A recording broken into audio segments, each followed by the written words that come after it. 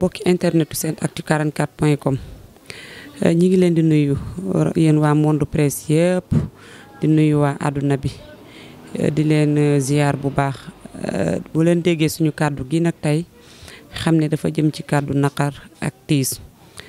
jëm ci métit di wax ni SENactu 44 kilifa gi mooy yónnee njaalam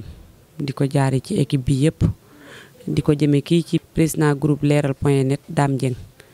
di la wax ni ñi ngi bokk ak yow naqar bi di bokk ak yow tiis bi di la jaale bu baax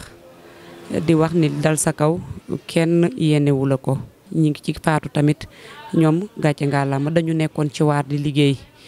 di góorgóorlu di daan seen doole ba yàlla suñu borom bi wàcce ak ndogalam bi ci ñoom dogal bi nag jombul kenn ndax yàlla fu nekk la koy wàccee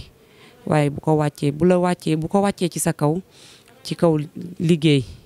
jom dañ koy sante yàlla di la wax ni waa monde presse yëpp ñu ngi lay jaale waaye rawatina ñun waa SENactu 44.com di bokk ak yow naqar bi di bokk ak yow tiis bi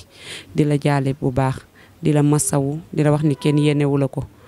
nattu nag moo ñëw suñu borom wàcce ko ci sa kaw di la ñaanal yàlla suñu borom nattu bi yam fi yàlla yërëm ñi fi jóge te li ci des ci équipe bi mu teg ci loxo te sàmmal la sa équipe di la wax ni ñun waa SENactu 44 daal am nañ lu ñu naqari am nañ tiis am nañ naqar am nañ métit bokk nañ ko aussi ak yow accident boo xamante ne ni 3 personnes ñoo ci gaañu 2 am ci blessé yu métti ku nekk xam na ni métti na ñetti nit faatu nañ ci am ci ñaari blessé kon loolu métti na